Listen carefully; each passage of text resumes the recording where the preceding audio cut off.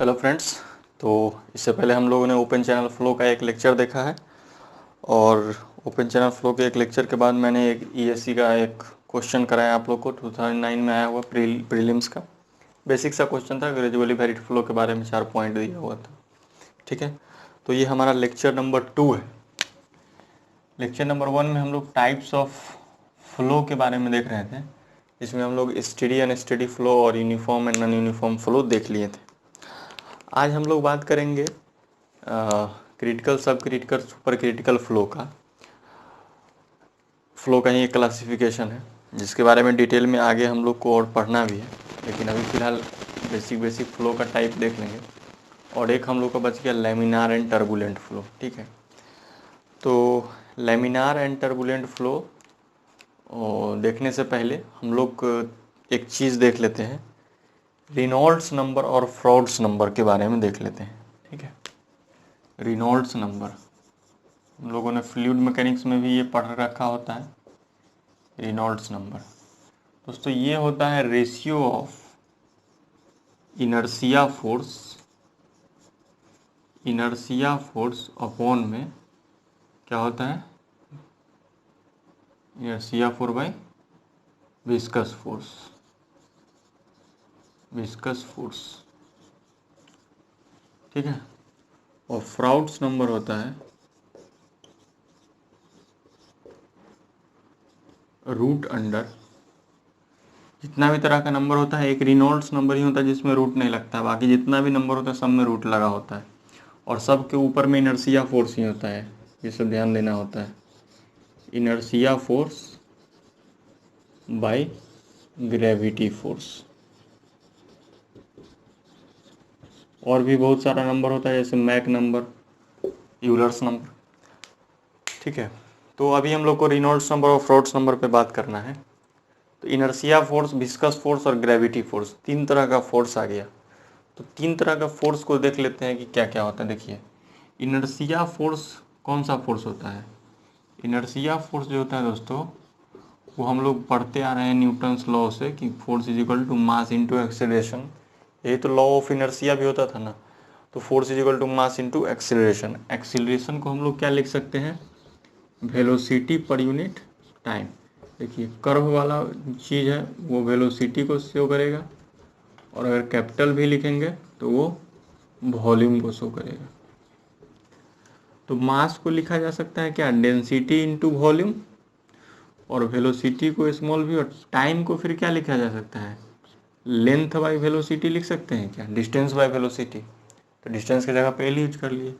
और वॉल्यूम भी को क्या लिख सकते हैं, एल का क्यूब लिख सकते हैं इंटू भी, ऊपर चला जाएगा तो ये भी स्क्वायर बन जाएगा और ये नीचे एल, यानी कि ये बना रो एल स्क्वायर भी स्क्वायर।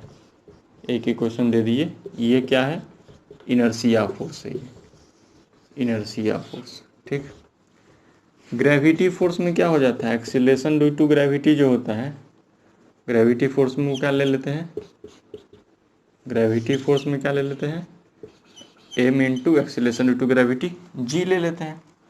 तो बस उसी तरह से सिमिलर रो इंटू भी को क्या लिख देते हैं, l cube, rho l cube into g, इसको छोड़ देते हैं यहाँ तक। अब बात करते हैं विस्कस फोर्स। देखिए विस्कस फोर्स में क्या होता है कि एक लेयर, लिक्विड का एक लेयर होता है और लिक्विड का दूसरा लेयर यहाँ पे होता है। इसके बीच का परपेंडिकुलर डिस्टेंस क्या होता है, डी वाई। ठीक है, और इसका वेलोसिटी ग्रेडियंट का बात करते हैं तो वेलोसिटी ग्रेडियंट हो जाता है d you by D y. किसी भी नाम में आ जाए वेलोसिटी ग्रेडियंट, अगर इसका मतलब होता है कि rate of change of one quantity with respect to उस बीच का परपेंडिकुलर डिस्टेंस। तो एक लेयर है पानी का, दूसरा लेयर है, इन दोनों के बीच का परपेंडिकुलर डिस्टेंस है डी वाई। और डी यू क्या है, जैसे यू अगर इस लेयर का वेलोसिटी अगर यू है तो इस लेयर का वेलोसिटी क्या होगा, यू प्लस डी यू होगा। क्यों, क्योंकि पानी जो है ये जो लेयर है वो किसी बेड पे चल रहा होगा, बेड के पास में होगा। तो बेड सरफेस के पास में बेड का फ्रिक्शन ज़्यादा होता है, तो फ्रिक्शन की वजह से इस लेयर का वेलोसिटी कम हो जाता है। जैसे जैसे बाउंड्री से दूर होते जाता है वैसे वैसे वेलोसिटी बढ़ते जाता है, जिसको कि हम लोग इस तरह से वेलोसिटी प्रोफाइल भी पढ़ते हैं कि ये हो गया वेलोसिटी प्रोफाइल यू का, है कि नहीं, कि जैसे जैसे लेयर से ऊपर उठते गया वैसे वैसे वेलोसिटी बढ़ते गया। ठीक है, तो लीनियर वेलोसिटी प्रोफाइल के लिए अगर वेलोसिटी प्रोफाइल को लीनियर प्रोफाइल अगर एज्यूम कर लिया जाए, फॉर लीनियर प्रोफाइल, वेलोसिटी जो लीनियर प्रोफाइल हो जाता है वो हो जाता है v अपॉन में l। अरे एक लीनियर वेलोसिटी मान लिए कि u के जगह पे v रख लिया, वो dy के जगह पे l रख लिया। ठीक, तो ये v बाई एल हो जाता है वेलोसिटी रेट, वेलोसिटी ग्रेडियंट इसको बोल लीजिए, rate of change of velocity per unit perpendicular distance. ठीक, अब न्यूटन्स लॉ आए तो न्यूटन्स लॉ ने, न्यूटन्स लॉ ऑफ विस्कोसिटी क्या दिया था कि शियर स्ट्रेस जो होगा वो इक्वल होगा म्यू इंटू वही v बाई एल, यहाँ पे यूज कर लेते हैं किसके लिए, लीनियर प्रोफाइल के लिए। ठीक है, वो तो खैर जनरलाइज यहाँ mu D U, mu into D you by D Y, जहाँ पे म्यू क्या है, काइनेमेटिक विस्कोसिटी, डायनेमिक विस्कोसिटी है। तो हम लोग बात करेंगे यहाँ पे कि म्यू इंटू भी इंटू एल हो गया। तो अगर मैं फोर्स का बात करता हूँ, विस्कस फोर्स का, तो वो क्या हो जाएगा, शियर स्ट्रेस इंटू एरिया। तो बस इसमें मल्टीप्लाई हो गया mu into we upon L, और एरिया के डायमेंशन को क्या लिख सकते हैं, एल स्क्वायर लिख सकते हैं। तो ये हमारे पास आ गया निकल के क्या, mu into we into L. ठीक, तो हमारे पास विस्कस फोर्स का भी वैल्यू है mu into we into l, viscous force भी है हमारे पास mu into we into l, हमारे पास ग्रेविटी फोर्स भी है रो इंटू एल की इंटू जी, और हमारे पास इनर्सिया फोर्स भी है rho L square into v. चलिए अब आइए इधर रिनोल्ड्स नंबर के साथ देख लेते हैं क्या होता है। तो रिनोल्ड्स नंबर को आर ई से अगर रिप्रेजेंट करते हैं, आर ई से, तो रिनोल्ड्स नंबर को क्या इनर्सिया फोर्स के जगह पे क्या लिखते हैं, rho L square V square, rho L square V square. Viscous force के जगह पे mu into we into L, mu into we into L, L से एल कैंसिल ऊपर वाला, और एक और अच्छा ये वी वेलोसिटी ही है, वॉल्यूम नहीं है, ये वी वेलोसिटी है। तो वेलोसिटी से वेलोसिटी का एक टर्म उठ गया, तो बचा क्या, rho into L into v, rho into L into we upon में म्यू। तो ये हुआ रिनॉल्ड्स नंबर, ये हमारा निकल के आ गया रिनॉल्ड्स नंबर। तो सिर्फ आप ये चीज़ को है जो है याद करके रखेंगे कि Reynolds number is equal to rho into L into we upon क्या, म्यू। इस चीज़ को एकदम रिमेंबर करके रखेंगे कि ये रिनॉल्ड्स नंबर का वैल्यू होता है rho L V by mu. ठीक है, जहाँ पे एल हमारा लेंथ ऑफ चैनल यहाँ पे हो जाएगा, length of channel characteristic length के नाम से भी जिसको जानेंगे हम लोग आके, rho L V by mu. ठीक है, अच्छा रिनॉल्ड्स फ्राउट्स नंबर भी निकाल लेते हैं। फ्राउट्स नंबर क्या हो जाएगा, फ्राउट्स नंबर, फ्राउट्स नंबर का बात करेंगे तो क्या हो जाएगा, रूट अंडर, फ्राउट्स नंबर को अगर एफ से रिप्रेजेंट किया जाए तो रूट अंडर इनर्सिया फोर्स के जगह पे rho L square V square, और ग्रेविटी फोर्स के जगह पे rho into L cube into G, rho से रो कैंसिल, एल स्क्वायर से नीचे एल स्क्वायर, तो एक नीचे एल बच जाएगा, और वी स्क्वायर को अगर रूट से बाहर निकालेंगे तो ये वेलोसिटी का टर्म बिना रूट का हो जाएगा, और अंडर रूट में यहाँ आ गया जी इंटू एल। ठीक है, इस एल को कहीं कहीं, इस एल को लिख देते हैं यहाँ पे, एल हमारा क्या होता है, कैरेक्टरिस्टिक्स लेंथ। ठीक है, और यही हमारे इक्वल होता है हाइड्रोलिक, हाइड्रोलिक मीन डेप्थ के। एक होता है हाइड्रोलिक मीन रेडियस आर, और ये हाइड्रोलिक मीन डेप्थ यानी कि इसको कैपिटल डी से भी डिनोट किया जाता है। और हाइड्रोलिक मीन डेप्थ डी क्या होता है, डी जो होता है वो होता है wetted area bye wetted perimeter. ठीक है, कि कितना एरिया है फ्लो का और कितना पेरीमीटर को, चैनल का कितना पेरीमीटर पानी से भीग रहा है। ठीक है, वो होता है वेटेड पेरीमीटर। ठीक, तो ये जनरल रूल हो गया V upon root under G L, ये फ्राउड नंबर का जनरल रूल हुआ वी अपॉन जी एल। चलिए तो ये नोट करेंगे पहले आप लोग। ठीक है,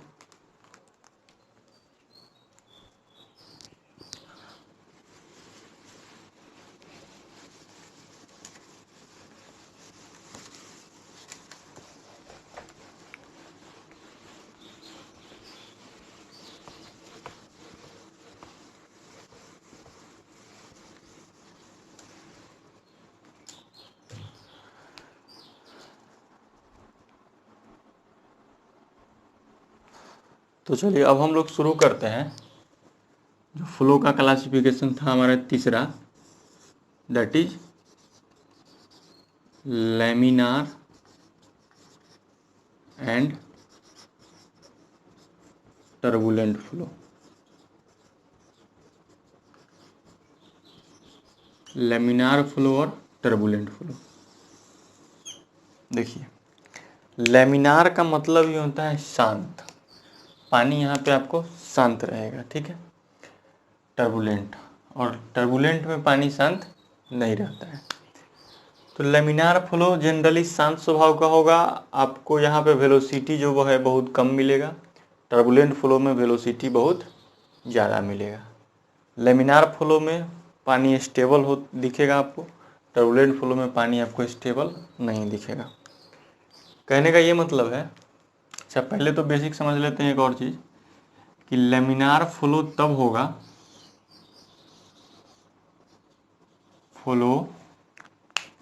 लैमिनार तब होगा जब रेनॉल्ड्स नंबर का जो वैल्यू है वो 500 से छोटा हो। रेनॉल्ड्स नंबर का वैल्यू जो है वो 500 से छोटा हो। और टर्बुलेंट कब होगा, जब अच्छा ये हम बात कर रहे हैं ओपन चैनल फ्लो में। ये वैल्यूज़ ओपन चैनल फ्लो को अगर पाइप फ्लो में बदल दिया जाए तो वहाँ भी रेनॉल्ड्स नंबर होता है, तो वहाँ पे वैल्यू बदल जाता है।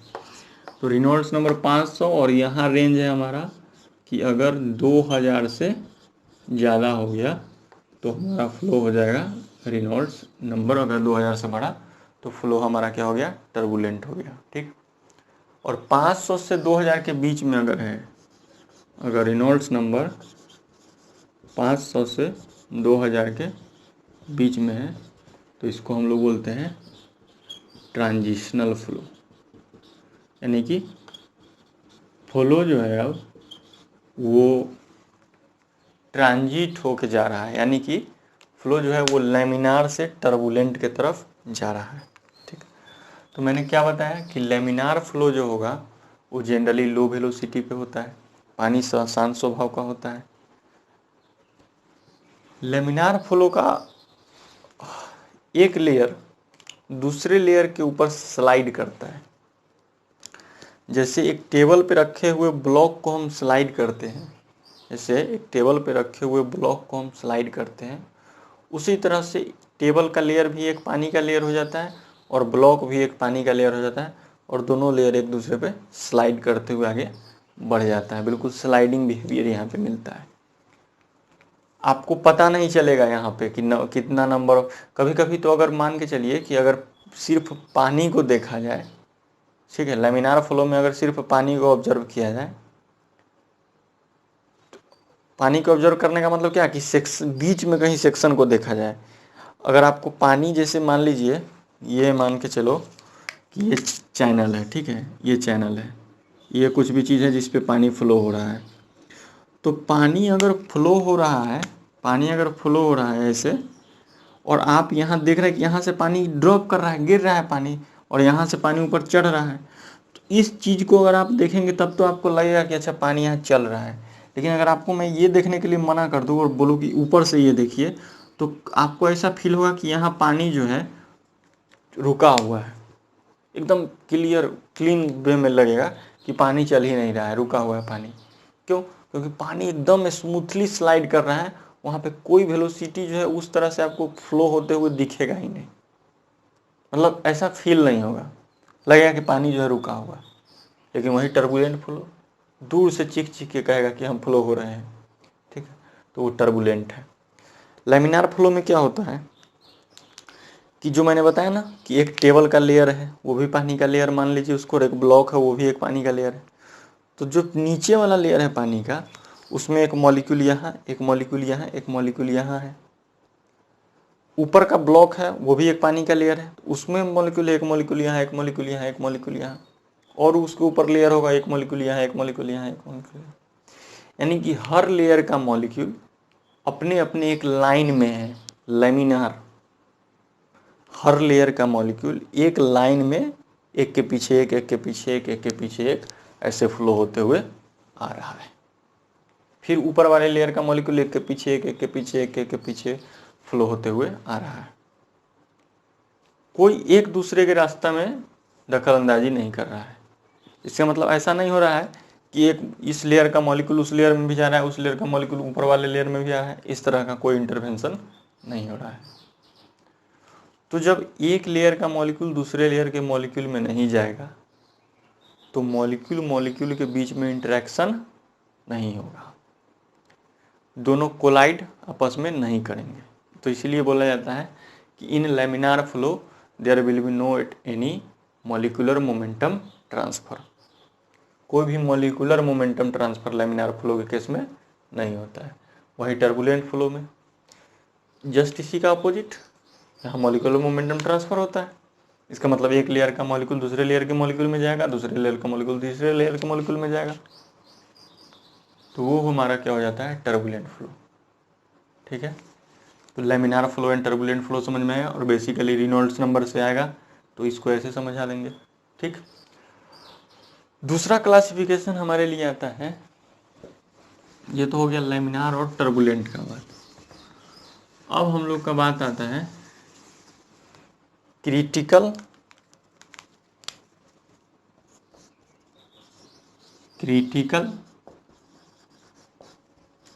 सब critical super critical flow. Super critical flow Froude's number पे बेस होता है। ये फ्राउड नंबर अभी हमने क्या देखा था कि root under inertia force by gravity force था, और इसको हमने दिखाया था कि velocity upon root under G into L times था, जी इंटू एल टाइम्स, चाहे एल बराबर डी भी मैंने बोला था। यहाँ पे एल क्या था, कैरेक्टरिस्टिक लेंथ, एल बराबर डी इज इक्वल टू मैंने बताया था wetted area by wetted perimeter. Wetted area, wetted मतलब भींगा हुआ, wetted area by wetted perimeter. तो देखिए क्रिटिकल क्या होता है, सब क्रिटिकल सुपर क्रिटिकल समझते हैं। देखिए नाम कैसे रखा गया होगा इसका, ये वो समझिए।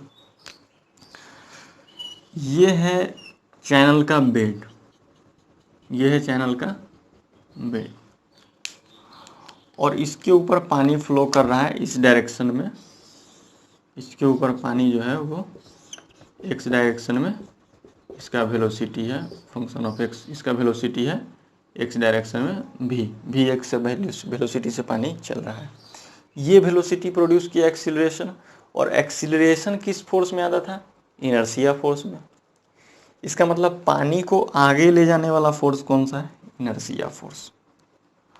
और इस अमाउंट का पानी का अपना एक वेट भी तो लग रहा होगा, सेल्फ वेट, और वो वेट किधर लग रहा होगा, नीचे लग रहा होगा, ग्रेविटी फोर्स। तो क्या हम बोल सकते हैं कि अगर ग्रेविटी फोर्स का अमाउंट बढ़ाते जाए और इनर्शिया फोर्स से ज़्यादा कर दे, इनर्शिया फोर्स से ज़्यादा कर दे, तो क्या ये पानी जो है वो आगे जाएगा, जाएगा तो सही, लेकिन बहुत आराम से जाएगा। तो सबसे पहले यही कंसेप्ट है, इसी को ज़्यादा कम करना है। जैसे पहला आता है Froude number root F I by F G. सबसे पहला कहानी है कि जब फ्रॉड नंबर 1 के बराबर हो जाए, एक कहानी मिलेगा जब फ्रॉड नंबर 1 से छोटा हो जाए, और एक कहानी मिलेगा जब फ्रॉड नंबर 1 से बड़ा हो जाए। 3 कहानी है यहाँ पे। वहाँ 500 2000 था रेनॉल्ड्स नंबर, यहाँ फ्रॉड नंबर 1 के साथ खेलेंगे हम।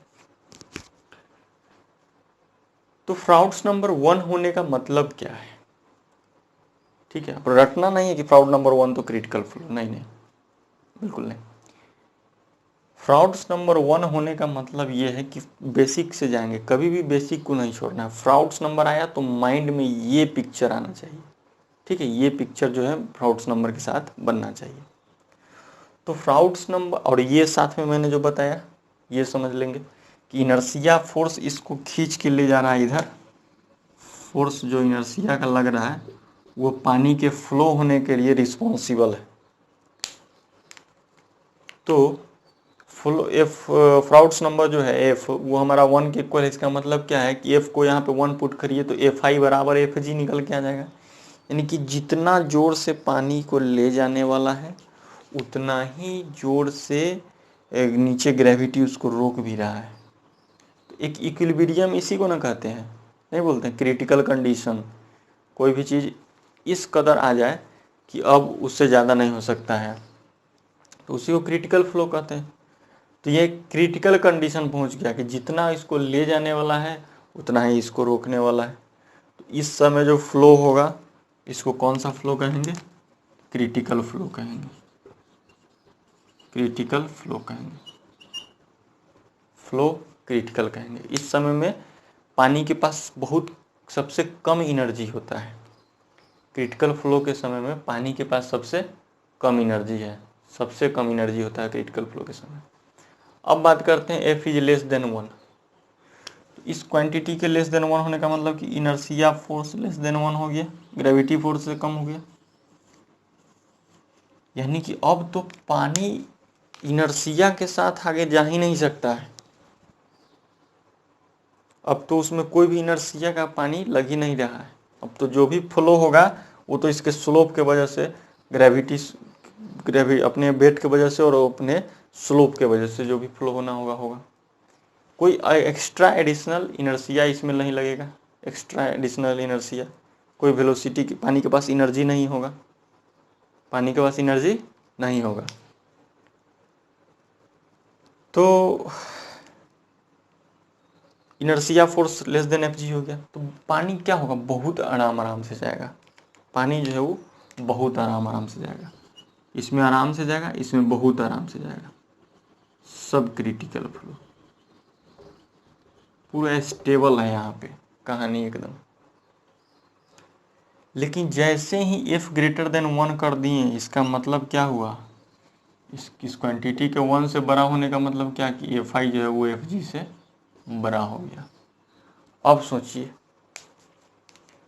चैनल में स्लोप भी था, अब इनर्शिया फोर्स भी ज़्यादा हो गया। तो अब पानी तुरंत एकदम एनर्जी के साथ, हाई अमाउंट ऑफ एनर्जी के साथ आगे जाने का कोशिश करेगा, क्योंकि ग्रेविटी उसको जो रोक रहा है वो तो कम है।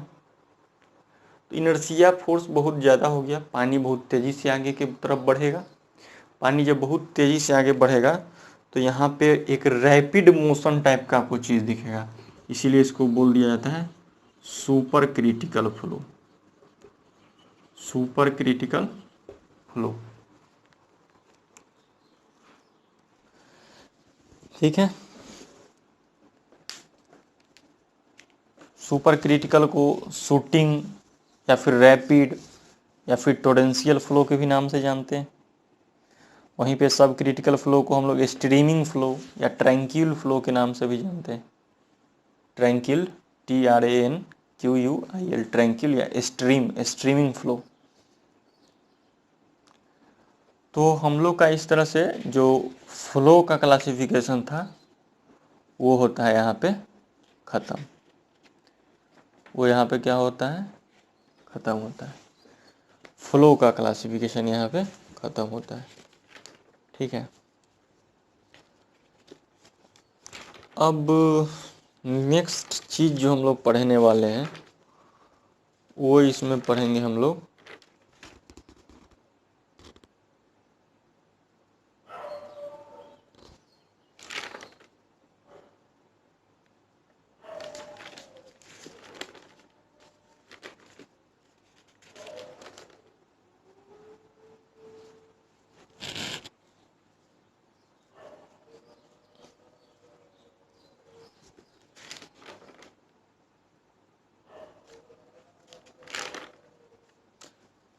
लेमिनार हो गया, क्रिटिकल, सब क्रिटिकल, सुपर क्रिटिकल हो गया।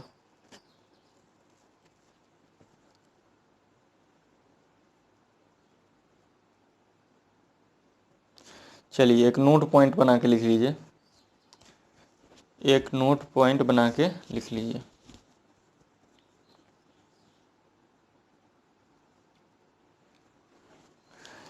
Critical flow corresponds to the state, critical flow corresponds to the state in open channel flow, critical flow corresponds to a state in open channel flow where flow is highly unstable,